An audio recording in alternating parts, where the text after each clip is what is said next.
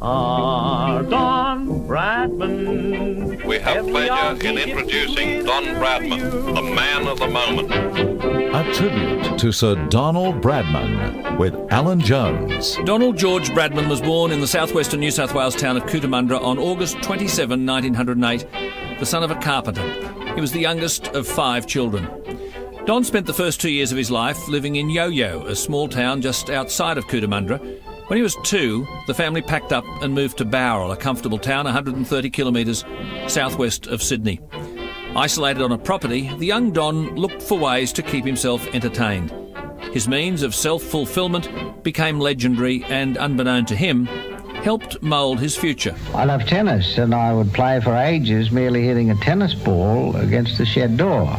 At other times I used a golf ball, which I would throw against a brick tank stand and try to hit it on the rebound with a stump. And for fielding, I would throw it against the rounded rail of a paling fence, and depending on the accuracy of the throw, the ball would either come back fast and low or wide and high for a catch. But all of these things were done purely for pleasure and to fill in time, with no thought whatever that they might represent training for something more serious in the years ahead. So I can realise now that they were training for eyesight and movement and so on, but that was the last thing that entered my head whilst I was doing them as a boy. Don didn't take long to make his mark. He scored his first century at the age of 12 on his debut for Bowral High School. He made 115 out of Bowral's total of 156 in a local match against Mittagong High. But cricket wasn't his only pursuit. In his early days, he played tennis and football and won 4 events for his age group at the local sports carnival. At the age of 13, Don had his first glimpse of the Sydney cricket ground. When his father took him to watch Australia play England, he vowed he'd not be satisfied until he had played at the ground. It was also on that day that Don first saw his boyhood idol. The cricketer who influenced my thinking most in that direction was Charlie McCartney, the star batsman of the 1921 team and one of the only 3 batsmen ever to make a century before lunch in Anglo-Australian test matches. In the 5th test at Sydney in 1921, Charlie's 170, made in just over 240 minutes, was the first test century I ever saw and made a deep impression upon me. Later I was lucky enough to play with him and against him, and Charlie always encouraged me, as he always put it to me, keep hitting them. Bradman first hit the headlines as a 17-year-old when he scored 300 for Bowral against Moss Vale. The Bowral side was a family affair containing 2 of his uncles and 1 of his brothers. His mother had promised that if he scored a century, she'd buy him a new cricket bat. Don felt he was entitled to 3. His feats in Bowral hastened a move to Sydney, where he played grade cricket for St George. Australian wicketkeeper Bert Oldfield remembers it didn't take long before Bradman was noticed by state selectors. Don came down from Bowral in 1926 to the Sydney cricket ground in the practice nets. When he came down from Bowral, he impressed everybody by his superb confidence, and the selectors were equally impressed, because they picked him within 12 months to go down to Adelaide and Melbourne. Bradman's first Shield match brought instant success. Rushed into the side at the last minute, he made 118 against a South Australian side containing the deadly leg spin of Clary Grimmett. Coincidentally, on the same day, Victorian Bill Ponsford scored 437 in a Shield match against Queensland, a world record until Bradman surpassed it 3 years later. After just 7 first-class matches, Don was selected to make his Australian debut against Percy Chapman's England side in December 1928. I remember it well, because I saw my first sticky wicket. We lost by the biggest margin in history, 675 runs, and I was promptly dropped from the side. As Johnny Moyes wrote in his biography, Bradman watched England with a lead of 399 runs, bat again and grind out runs in a manner so laborious that man has never seen the like under such conditions. After carrying the drinks for the 2nd test, he was reinstated for the 3rd and cemented his position with scores of 79 and 112, becoming at 20 years and 129 days the youngest ever Test centurion. From the inauspicious start, he moved from strength to strength. 340 against Victoria in 1929, a season tally of 1,690 runs at 93.9, a record for an Australian season. The records continued in 1930. In 415 minutes of a Shield match, he destroyed the Queensland attack, scoring a world record 452 not out. His name was one of the first picked for the Ashes tour of 1930, and his love affair with England began. Don Bradman, the man of the moment. The 1930 Ashes Tour. Bradman took an instant shine to English conditions. In his first match, he scored 236 against Worcestershire and followed that with 185 not out against Leicester. As Wisden editor Sydney Southerton put it, he took England and the whole cricket world by storm. The Essex Chronicle noted, on Saturday he appeared almost unrecognised. By Monday he had to be brought to the ground by car, with 2 policemen hanging on each running board to repel boarders. The Daily Pictorial claimed, some teams are so anxious to see Bradman bat that they willingly send Australia into bat just to watch him. In the first test at Nottingham, Bradman began his amazing series with a century in the second innings. In the second test at Lords, he followed up with 254. Legendary cricket writer Neville Cardus wrote of the innings, the advent of Bradman on this Saturday of a burning English summer was like the throwing of combustible stuff on fires that had been slumbering with dreadful potentiality. After tea, a massacre, nothing less. Never before this hour or 2 hours until the close of play, and never since, has a batsman equalled Bradman's cool, deliberate murder or spifflication of all bowling. It was an innings Bradman too was particularly proud of, an innings he labels his best ever. In terms of sheer technical satisfaction, perhaps my 254 at Lords in 1930, simply because with 1 or 2 exceptions every ball went exactly where I intended it to go. Any artist must surely aim at perfection, and that is why I think Lords 1930 is my first choice. It was the nearest I could ever hope to get to such a goal. Well, if that wasn't enough, in the third test at Leeds, Bradman strode to the crease on day 1 with his side in early trouble at 1 for 2. At lunch, Bradman had steadied the ship 105 out of the total of 1 for 136. He added another 115 before tea, and by stumps was 305 not out.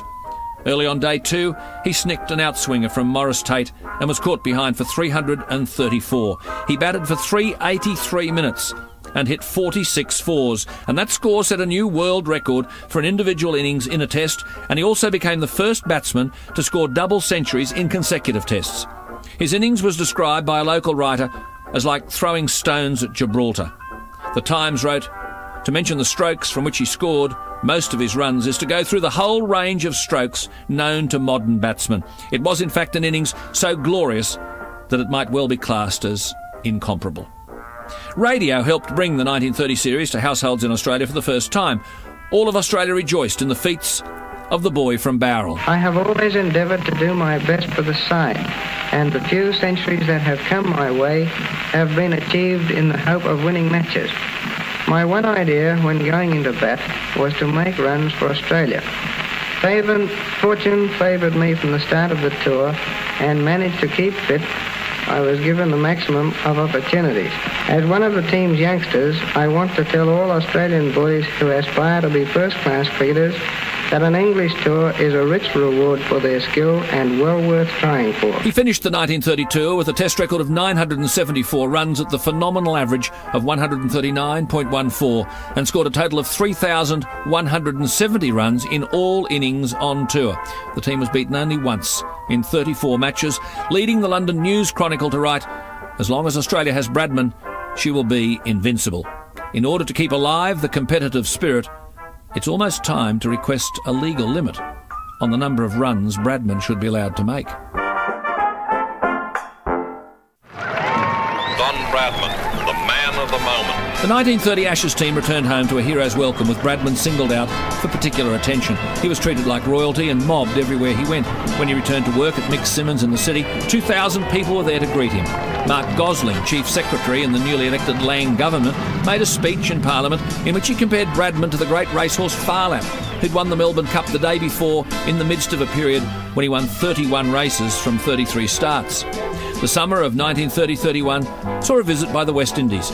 Bradman had a relatively quiet test summer by his standards, averaging just 74. He impressed West Indian all-rounder Leary Constantine, who returned back to England and insisted Bradman be signed to play in the lucrative Lancashire League. Bradman was offered £1,000 a year with a bonus of £5 for each innings over 50, £5 every time he took 5 wickets, and a collection for all centuries. The issue created headlines on both sides of the world. The London Observer wrote, "Bradman is an ornament to his own country, and in that capacity will always be welcome here. But as a salaried run-getter for an English club, he'd be only a reminder of how money deranged the order of things." After careful consideration, Bradman decided to stay at home. In the end, the local people, that is F.J. Palmer, the sports outfitters in Sydney, 2UE radio station and the newspaper, made me a three-way offer in which I could do something for each of them. They guaranteed me 2 years, and at the end of that time I would be able to look around and see what I could do. It gave me a bit of breathing space to think about the future. The South Africans toured in 31-32. Bradman's haul was 806 runs from 5 innings at an average of 201.5. His 299 not out in the 4th Test remains the top score by an Australian in Tests against South Africa.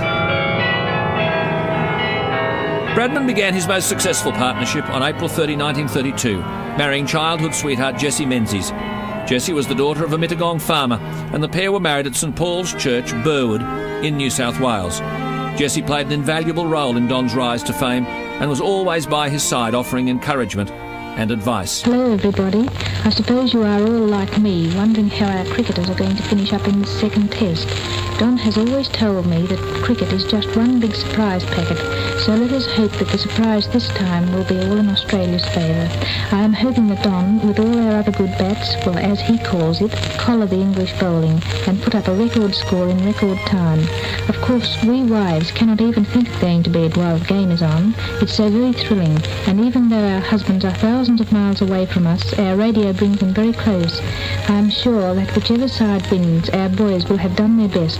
Cheerio, listeners. Richard Mulvaney, director of Barrel's Bradman Museum, remembers Lady Jessie fondly. They were a marvellous couple in every sense of the word. They knew each other from their early Barrel days. In fact, Sir Don remarked some years ago that it was while walking across Bradman Oval, walking with her to school, that he decided at the ripe age of 10 he was going to marry her, and it just took him about another 10 years to drum up the courage to ask her. Their marriage was one of this century's great and enduring partnerships. She was a great foil for Bradman. She was a great mate. I think she helped maintain his equilibrium at some very difficult and trying times. She was great support to him and just a very lovely lady. Jessie acted as the Australian team's hostess on a short tour of North America, which also doubled as their honeymoon. Bradman duly celebrated with 3,779 runs and 100 wickets. While Australia was touring North America, England was busy plotting Australia's downfall. The MCC appointed Douglas Jardine as England captain for the upcoming Ashes tour. Jardine was all too aware that the key to beating Australia was dismissing Bradman cheaply, and thus he devised fast leg theory, or bodyline, as it became known. I was in Canada when the English team was announced, and I promptly forecast that we would see an avalanche of bumpers because the team was loaded with fast bowlers. But what I did not foresee was the use of them in association with a packed leg side field. The two combined made it a clearly preconceived plan of action, and as such, I believed it was extremely detrimental to the game of cricket. Little did Bradman know that Jardine's ploy to stop his run scoring would almost sever all cricketing ties between Australia and England. Don Bradman, the man of the moment. Bradman and Bodyline. Douglas Jardine was born in Bombay of Scottish parents and was schooled at Winchester and Oxford. He had a reputation for being ruthless and somewhat arrogant, and of having a genuine dislike of colonials. Bodyline was conceived by Jardine after studying footage of Bradman in the final test at the Oval in 1930. Jardine thought Bradman looked awkward against some short-pitched bowling by Harold Larwood. Bodyline consisted of using a team of extremely fast bowlers on Australia's sun-dried wickets, pitching the ball short and aiming at the batsman's body and head, with 7 fieldsmen positioned on the leg side, looking to profit from balls popped up by the batsman who was trying to defend himself. The idea was openly intimidatory and almost destroyed Test cricket. As Australian captain Mark Taylor explains, the methods were devised simply to stop Bradman. To beat Australia, they had to beat Bradman. They devised a way of trying to get him out, and that was the leg side theory and bowling at the body. There's a lot more balls aimed at the body these days than there was in general in those days, but the body line series was certainly one that was just aimed probably 95% at Bradman. He was the one they needed to get out. Bradman missed the first test of the series through injury, and England won comfortably. In the first innings of the second test, he was dismissed for a golden duck.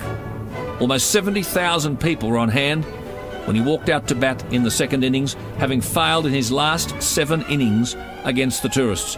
He didn't disappoint, smashing a masterful 103 not out.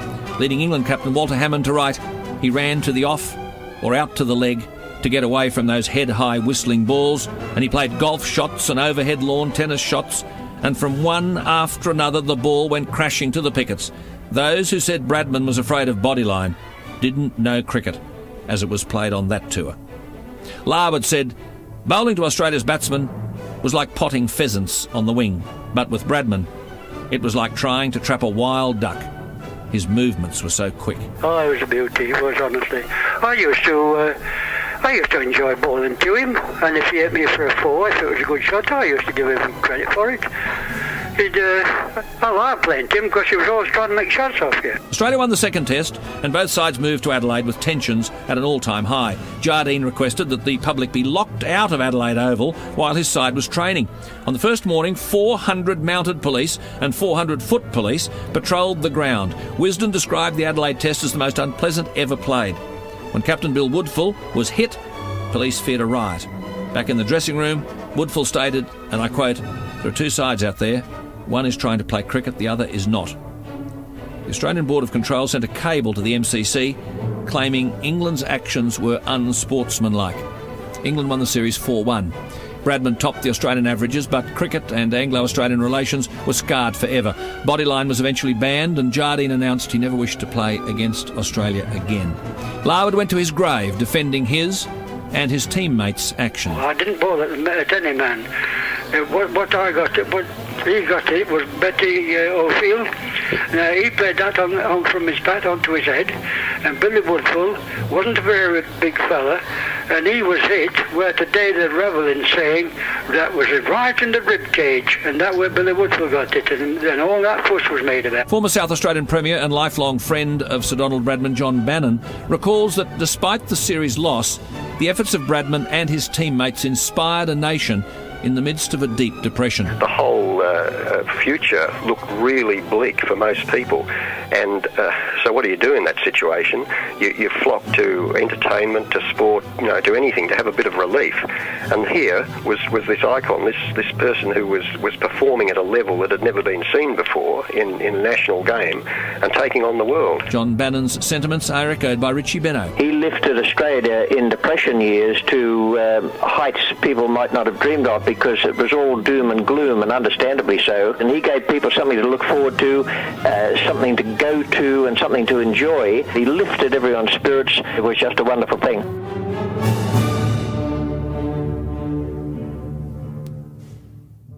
Don Bradman, the man of the moment. The 1934 and 1938 Ashes tours. Bradman was named vice-captain of the Australian side for the 1934 tour of England. The tour was seen as a peacemaking exercise after the controversies of the Bodyline tour. Bradman began with a double century against Worcestershire, despite complaining of being unwell during the innings. The highlight of the tour was the return to Leeds, where Bradman had scored a triple century 4 years before. He repeated the feat, scoring 304, and in the final test at the Oval made 244. Australia regained the Ashes, winning the series 2-1. Bradman contributed 758 runs at an average of 95. But on preparing to leave, disaster struck. Don collapsed with a gangrenous appendix, and he was operated on within hours of arriving at a London hospital, and for several days was near death. Jessie rushed from Australia to be by her husband's side. Slowly, Bradman recovered. He remained in England for some months, recuperating, and was ordered not to play any cricket in the summer of 34-35, and spent the time relaxing at home in Bowral before moving to Adelaide to take up full-time work with a stockbroking firm. Bradman was forced to miss the 1935 tour of South Africa, but returned to cricket in Sheffield Shield competition in 35-36, and didn't take long to rediscover his touch. Captaining South Australia, he scored 357 against his old state New South Wales and 369 in just 253 minutes against Tasmania. His season total of 1,173 runs at 130 confirmed his complete recovery, and he led South Australia to victory in the Sheffield Shield competition, ending any doubts about his captaincy potential. England toured again in the summer of 36-37. Tragedy struck the Bradman household days before the English were due to arrive. with the death of his first son a day after his birth. Bradman was appointed captain of the Australian side just days after his 28th birthday. His reign as captain began disastrously, with Australia dismissed for 58 in the second innings of the first test in Brisbane to go down by 322 runs. It didn't get much better in the second test, beaten by an innings and 22 runs. But amid rumours of disunity within the side, Australia rallied and won the last 3 tests to take the series. Bradman led the scoring with 810 runs at an average of 90. He posted 270 in the second innings of the third test, 212 in the second innings of the fourth test, and 169 in the fifth test. 2 for 217, and here we are, just like you folk, waiting for the run that will give the Australian captain his 100. Oh, this time he's got it. The roar of the crowd puts up 100.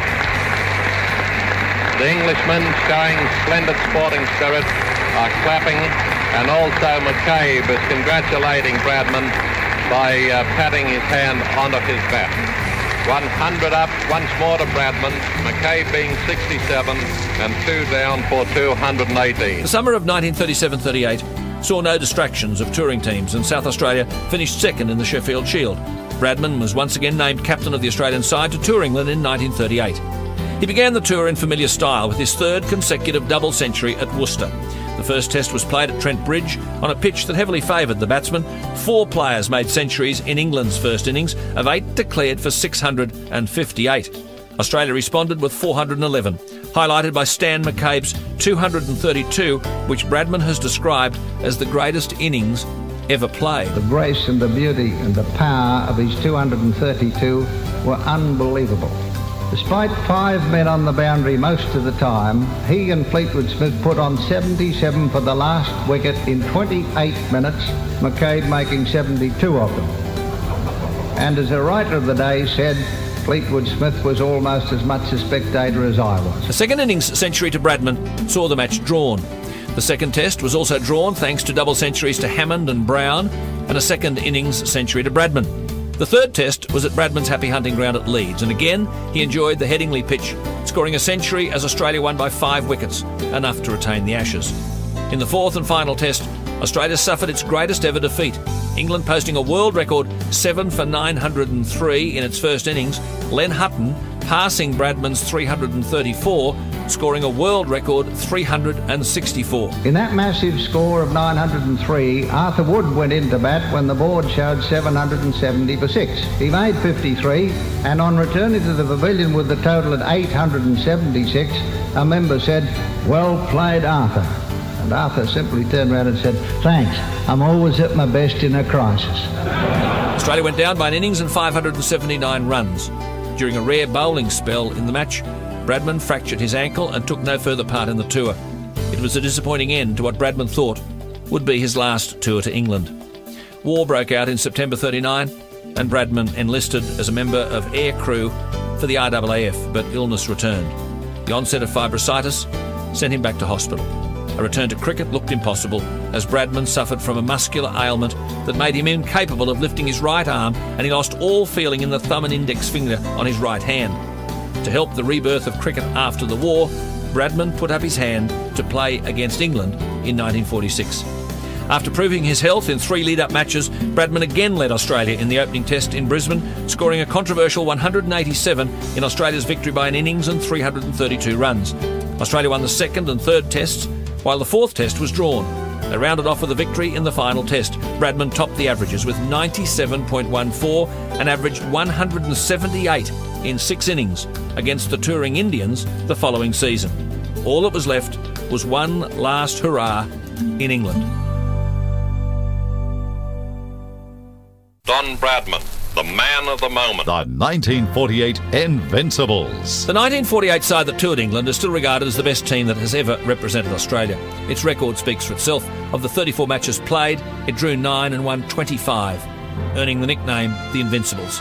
Bradman led the side, but was ably supported by many other greats, as top-order batsman Bill Brown remembers. It was a tremendously powerful side. We had everything. We had Lindwall, Miller, Bill Johnson. We had a great array of bowlers, and of course we had Arthur Morris, Sid Barnes, Don Bradman, Lindsay Hassett, Keith Miller, you name it. I mean, we had it everywhere. It was a tremendously powerful all-round side. As Bradman recalls, they became very popular due to their massive totals and fast scoring rates. In a match against Surrey, we were left 122 to win. Loxton and Harvey knocked them off in 58 minutes. Then there was the great occasion in the Leeds Test when Sam Loxton, having made 93, including 5 sixes, tried to hit Norman Yardley not into the grandstand but over it, and was, as Sir Neville Cardus would have said, comprehensively bowled.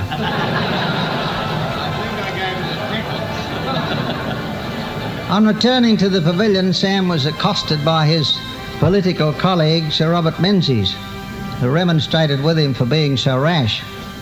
And Sam promptly reported by saying, "I guess, boss, you've made a few mistakes in your time." In the lead up to the opening test, Australia warmed up with a match against Essex.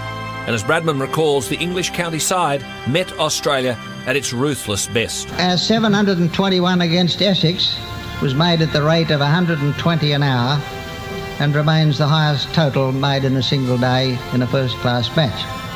And then we bowled them out twice on the second day to give us a day's rest.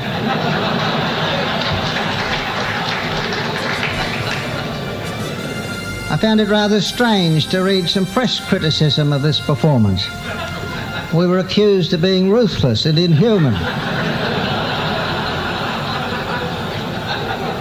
I have no sympathy for that viewpoint. It is like suggesting that if Connors can win Wimbledon 6-love, 6-love, 6-love, he has no right to do so, but must kid his opponent and let him win a few shots. Australia won the opening 2 test matches of the 48 tour, Bradman posting a century in the opening test and 89 in the second innings of the second. Rain marred the third test, and the Australians travelled to Leeds for the fourth.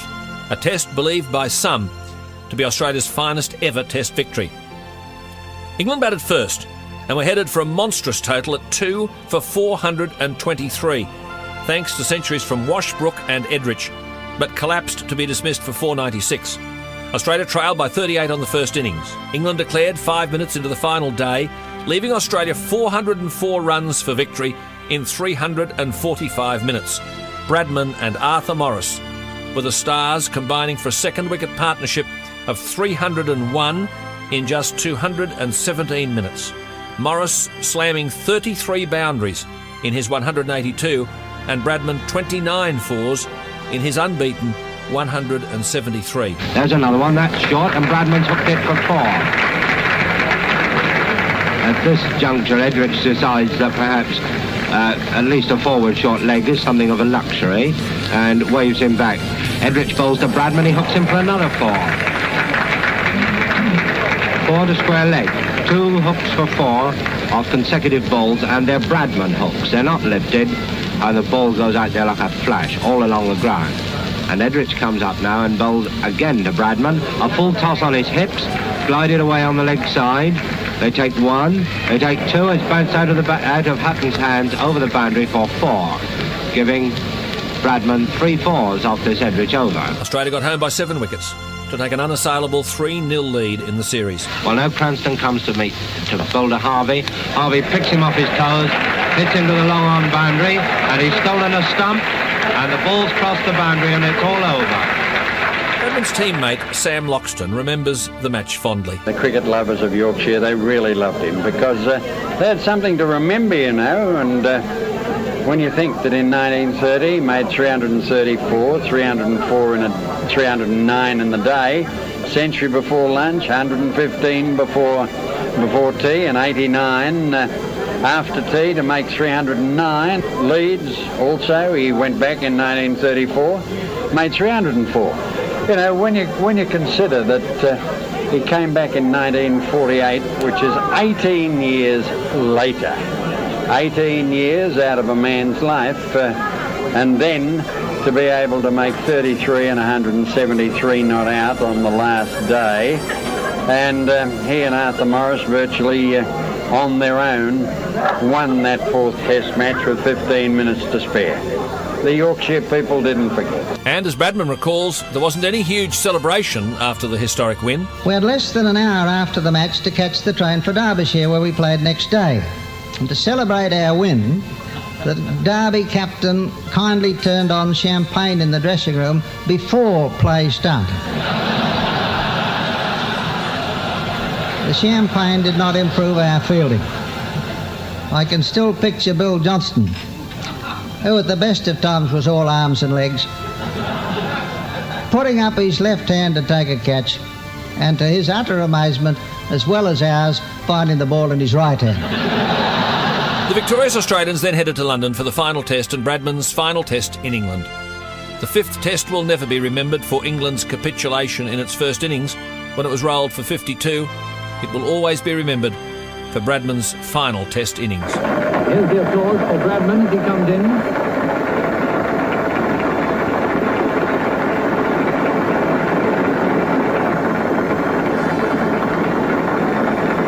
Well, it's a wonderful reception. The whole crowd is standing and the England team are joining in, and led by Yardley, 3 cheers for the Don as he gets to the wicket. Bradman is now taking guard. Hollies is going to bowl at him, and John Arlott shall describe the first ball. So come on, John. Well, I don't think I'm as deadly as you are, Rex. I don't expect to get a wicket, but it's rather good to be here when Don Bradman comes in to bat his last test. And now here's Hollies to bowl to him from the Vauxhall end. He bowls, Bradman goes back across his wicket and pushes the ball gently in the direction of the Houses of Parliament.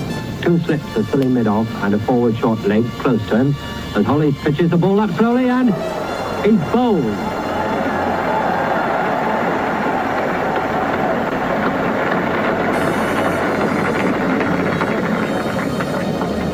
Bradman bowled, Hollies not.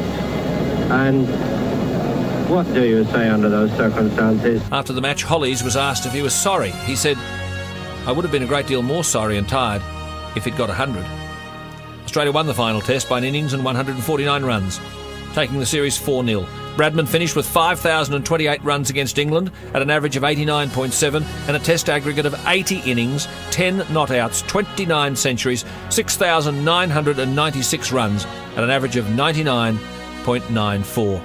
As Reg Hayter wrote in Wisden, the tour provided the most fitting climax possible to an illustrious career.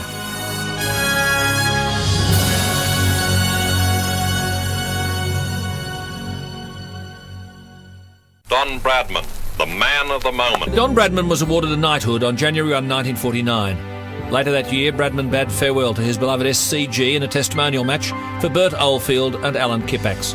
27 years after, he'd sat in the outer with his father. Over 41,000 people were on hand to watch him score 53 in 65 minutes. As he wrote in his book, Farewell to Cricket, there was a good deal of satisfaction in knowing that my final innings on the ground I loved so well contained a few strokes of the old vintage. He played his final innings for South Australia in a testimonial match against Victoria, scoring 30 runs. Bradman tried his hand at officialdom in the 1950s, becoming chairman of the Australian Board of Control. Former Australian captain Richie Benno says the mark he left on the field was matched by the things he did off it. The best thing he ever did was make that very short and very concise speech to the Australian team the night prior to the start of the tied test match in Brisbane. And it was unheard of in those days for chairman of selectors to mix with teams the night before the game. We always had a team meeting, and he spoke about the coming season and the fact that the players he was talking to now, 12 of them in all, had the opportunity in this coming season to do wonderful things for cricket, not just Australian cricket, but for cricket itself. And he stressed that the selectors, that was himself and Jack Ryder and Dudley Seddon, would be looking in kindly fashion, was the phrase he used, be looking in kindly fashion on those who played the game the right way and who put the game of cricket ahead of any personal things they might have in mind. And I'm sure that had a big bearing on the season, although the tied test match in a sense was a fluke. And we had all sorts of great things happen then. That to me, in my knowledge of him, was the single most important thing he did. Cricket is now a highly professional game, and the demands made on the players are very great. There is a much greater need for physical fitness, and no doubt in some cases it even extends to the diet of the players. I played my career strictly as an amateur. When there was a test match in Adelaide, for instance, I would go to my office in the morning before cricket, and would go back to the office in the evenings to continue work. I doubt very much if that would be possible with the pressures of cricket today. In the later years of his life, Bradman kept very much to himself, keeping his public appearances to a minimum. Mark Taylor remembers one rare meeting with the Don fondly. Well, I think there's one thing that he did say to all of the Australian cricket team. He said it when he spoke to us in about 1991, that he mentioned that all the players that we're mere custodians of the game. The game must go on, and the game will go on after you finished your time in the game. I think that's a very good point that all cricketers should take with them. That, you know, enjoy the game while it's there, but try and make it a better game while you're playing it, because the game will go on long after you finish with it. Bradman's life and legacy to cricket have been remembered with the establishment of the Bradman Museum in Bowral. Director of the museum, Richard Mulvaney, believes it's essential that generations to come have something to remember the Don by. There's a great sense of sight about the museum itself. You can almost feel that Bradman's around you. And then when you go into the museum, certainly I feel a great sense of pride in our cricket history. It's gone hand in hand with the development of Australia. Cricket's very important to us. It's part of our culture. It's not just merely a game. It's in our veins. Sir Donald Bradman continues to inspire cricketers right around the world. His former teammates find it hard to express in words just what Don Bradman means to them. Here's Bill Brown. Just so much in control, so quick. I think it was his speed of reflex, which was the thing that impressed you so much. I mean, it didn't matter what they bowled. If it was a good ball, he was right behind it and played it. If it was a loose ball, he was onto it like a flash and hit it mostly to the boundary. He was just in a class on his own. And for Sam Loxton, Don will always hold a special place in his heart. Well, he was a wonderful captain.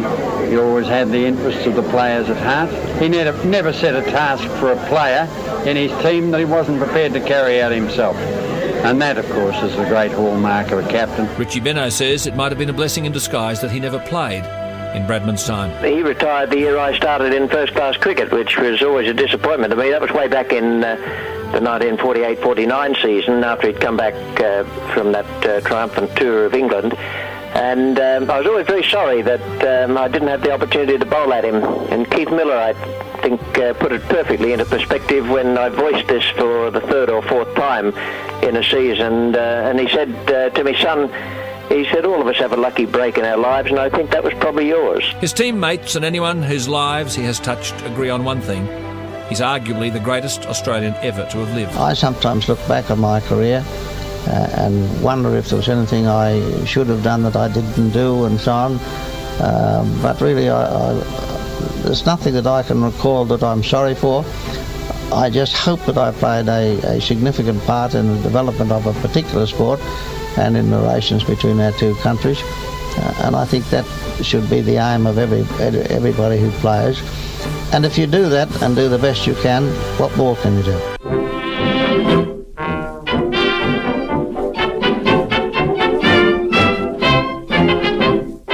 Who is it that all Australia raves about? Who has won our very highest praise? Now is it Amy Johnson or little Mickey Mouse? No, it's just a country lad who's bringing down the house, and he's our Don Bradman. Now I ask you, is he any good? Our Don Bradman. As the batsman he can sure lay on the wood, for when he goes into bat he knocks every record flat, for there isn't anything he cannot do. Our Don Bradman, every Aussie dips his lid to you.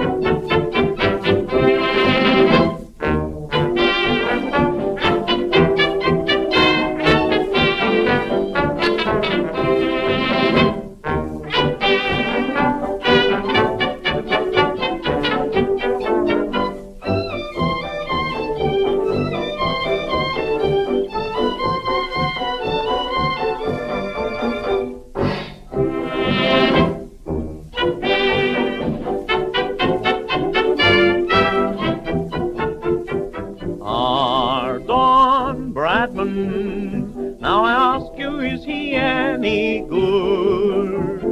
Our Don Bradman. As the batsman he is certainly plump-wood, Tate and Law would meet their fate, for it's always shut the gate when the boy from Barrel hits 4 after 4. Our Don Bradman, what a welcome waits for you back home.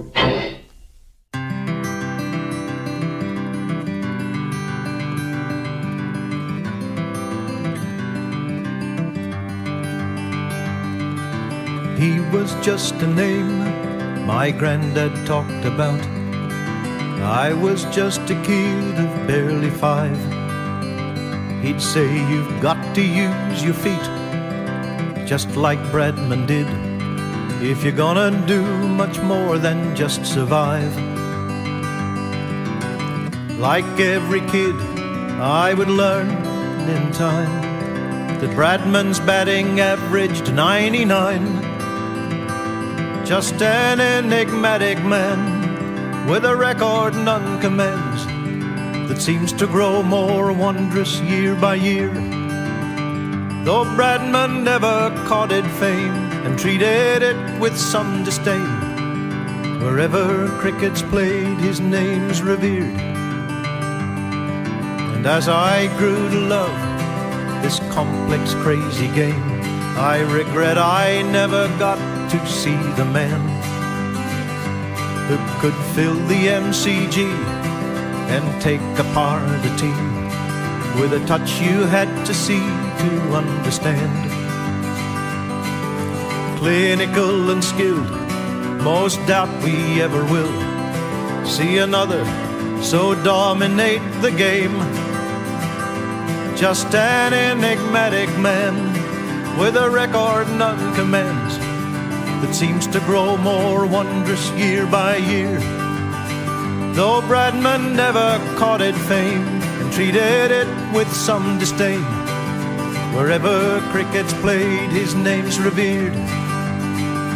Just an enigmatic man with a record none commends, that seems to grow more wondrous year by year.